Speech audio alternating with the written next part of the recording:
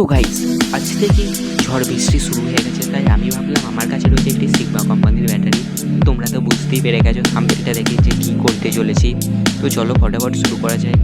তো আমি এখানে একটি ব্যাটারি নিয়েছি আর একটা লাইট নিয়েছি, যেটা সিরিজে ল্যাম্পের ভিতরে থাকে, খারাপ হয়ে গেছিলো, ওটা থেকে আমি খুলে নিয়েছি। আর এখন প্রায় লোডশেডিং হবে, তাই আমার পড়া এবং ছবি আঁকার অসুবিধা হবে, তাই আমি একটি এমার্জেন্সি লাইট বানাবো। তো এটা করতে কী কী লাগছে দেখে নাও। এখানে আমি একটি সুইচ নিয়েছি এবং একটি এসি, একটা ফিমেল জ্যাক নিয়েছি, আর এখানে 6 ভোল্টেজের চার্জ দিতে হবে, তা নাহলে তো চলবে না, তাই ওই চার্জারটা নিয়েছি আমি, দেখে নাও। তো এবার আমাকে সোল্ডিং করতে হবে, তো আমাকে ঠিকভাবে বুঝে শুনে সোল্ডিংটা করতে হবে। তো এখন সোল্ডিং আয়রনটা গরম হয়ে গেছে, তো দেখি এই সোল্ডিং আয়রনটা দেখছো, এটাও কিন্তু আমি নিজের হাতেই বানিয়েছি বাড়িতে। এখন আমাকে এখানে সোল্ডিং করতে হবে, তো আমি এখন তার নিয়ে নিয়েছি। এখন আমার কাছে রাং ছিল একটু ছোটো, আর একটা রাং ছিল ওটা খুঁজে পাচ্ছিলাম। আমাকে সোল্ডিংটা করতে হবে। তো তোমরা তো জানি যারা এইভাবে কাজ করো তারা কীভাবে সোল্ডিং করো। তো আমার সোল্ডিং করতে প্রচুর অসুবিধা হয়, তো আমি একটা ভালো মানের সোল্ডিং আয়রন কেনার চেষ্টা করছি, টাকা জমাচ্ছি। তো দেখতে পাচ্ছি এখানে হাতে লেগে যাচ্ছিল, সাবধানে করতে হবে। যারা এইসব কাজ করে তারা একটু সাবধানে করো, আর আমি সাবধানে করি। তো চলো তাড়াতাড়ি করা যাক। তো এখন দেখতে পাচ্ছি রান্না করছিলেন না, কারণ ভালোভাবে হিট হয়নি। আর সোল্ডিং আয়রনে এটাই একটু অসুবিধা হয়, হিট থাকে কিন্তু রান বেরোতে চায় না এক এক সময়। তো আমার কি হলো, আমার সোল্ডিং আয়রনের যে বিটটা রয়েছে ওই বিটটাতে একটু মানে কার্বন টাইপের পড়ে গেছিলো, তো এটা একটু সিরিজ পেপারে করে ঘষতে হতো। আমি ঘষিনি তো পরে, তো এরপর আমি সিরিজ পেপারটা খুঁজছিলাম, তো এখন আমি ঘষবো। তো কার্বন টাইপের একটু পড়ে গিয়েছিলো, তো এখন আমি দেখতে পাচ্ছি ঘষে নিচ্ছিলাম ভালোভাবে। রাঙগুলো তা নাহলে ধরবে না। তোমরা যারা যারা কাজ করো তারা একটু করে ঘষে নেবে, আমিও ঘষে নিই সিরিজ পেপারে। তো গাইস দেখতে পাচ্ছি একটা তার সোল্ডিং করতে কতক্ষণ সময় লাগছে।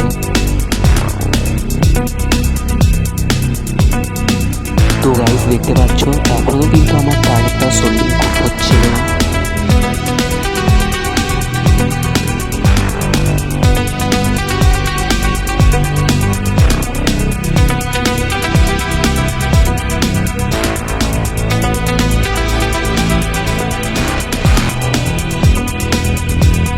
তো গাইস এখন কিন্তু আমার একটা তার সোল্ডিং হচ্ছিল, তো এখন দেখতে পাচ্ছি এখন সোল্ডিং নিচ্ছি। দেখতে পাচ্ছ রাগটা বলে গেল, এবার সোল্ডিং। তো গাইস ফাইনালি 45 মিনিট থেকে 7 মিনিট আমাকে কেটে কুটে এই পুরো বোর্ডটাকে সোল্ডিং করতে হলো। তো কতটা কষ্ট দেখতে পাচ্ছি। তো দেখতে পাচ্ছ খুব সুন্দরভাবে আমি সোল্ডিং করে নিয়েছি এই বোর্ডটাকে। তো তোমাদেরকে একটু ভালোভাবেই দেখিয়ে দিই। দেখো এই দুটো ফিল্টার দেখতে পাচ্ছি, ওটা কিন্তু ডাইরেক্ট এসি, আর এই লাল আর নীলটা দেখতে পাচ্ছেন ওটা গ্লাস আর ব্যাটারি, গ্লাস আর ব্যাটারি। এরপর পুরো কাজটা শেষ করা যাক, চলো। তো গাইস আর একটা জিনিস দেখিয়ে দিই তোমাদেরকে, দেখো। তো আমি যে এসি ল্যাম্পের যে লাইটটা নিয়েছিলাম, এই লাইটটা দেখতে পাচ্ছ এখানে ছিল আমার ব্যাটারির প্লাস মাইনাসের পয়েন্ট, ওই দুটো তার আমি বাড়াবাড়ি করতে গিয়ে ছিঁড়ে গিয়েছিলাম। আর এখানে দেখতে পাচ্ছ লাইট পাশে প্লাস মাইনাস তার বার করে গ্লু লাগিয়ে। এরপর গাইস আমি যে বোর্ডটা নিয়েছিলাম চার্জিংয়ের জন্য, সেই বোর্ডটাতে আমি একটি পেপার টাইপের ছিল, ওটাকে ভালোভাবে জড়িয়ে টেপ মেরে দেবো, তা নাহলে কোনো কিছু লেগে যদি শর্ট সার্কিট হয়ে যায় তাহলে বোর্ডটা আমার পুড়ে যাবে। তাই গাইস দেখতে পাচ্ছ পেপারটা জড়ানো হয়ে গেছে, তাই এখানে একটু টেপ মেরে দিয়েছিলাম যাতে না খুলে যায়। এরপর আমার কাছে একটি বক্স ছিল, সেই বক্সটার মধ্যে এটাকে ভরবো। তো এই দেখো এই বক্সটি ছিল, এর মধ্যে আমি ভরে দিয়েছি খুব ভালোভাবে, আর আঠা দিয়ে ছিটিয়েও দিয়েছি গ্লু গান এর আঠা দিয়ে। এরপর আমি এই বক্সটি ব্যাটারির সাথে লাগাবো। দেখো আমি এখন এখানে গ্লু লাগিয়ে দিলাম, এরপর আমি এই ব্যাটারিটার সাথে চিটিয়ে দেবো। তো এখানে আমি ভালোভাবে চিটিয়ে দিয়েছিলাম যাতে না খুলে যায়। তো গাইস ফাইনালি চেটানোর পর কেমন লাগছে দেখো। দেখো এখন আমি বক্সটাতে ভালোভাবে চিটিয়ে দিয়েছিলাম। তো গাইস 70% কাজ আমাদের কমপ্লিট। এখন আমাকে তারের পয়েন্টগুলো ভালোভাবে নিচে করতে হবে। একটু প্লাস মাইনাস গন্ডগোল হলে কিন্তু অনেক বড় ভুল হয়ে যাবে, তাই আমি কাছে এখানে একটা এসি ওয়্যার নিয়ে নিয়েছি, গ্যাস সিস্টেম।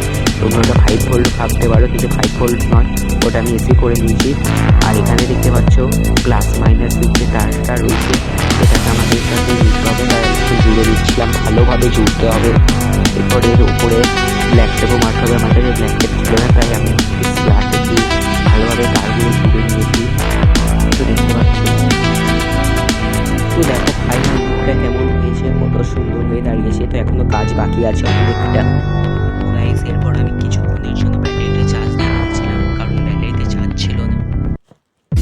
এরপর গাইস আমাকে একটা সুইচ লাগাতে হবে, তাই আমি ফটাফট সুইচটা লাগাতে বসে পড়ি। তো এখানে ভালোভাবে সোল্ডিং দিয়ে সুইচটাকে বসাতে হবে, তা নাহলে পরে খুলে গেলে আবার আমাকে প্রথম থেকে খুলতে হবে।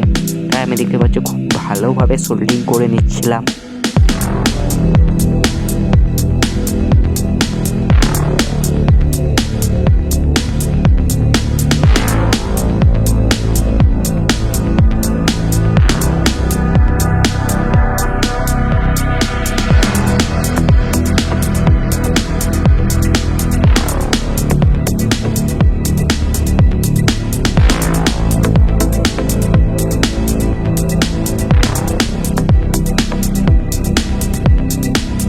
এরপর গাইস আমার সুইচ বসানোর কাজ কমপ্লিট, আর এখন লুকটা দেখিয়ে দিই তোমাদেরকে, দেখো।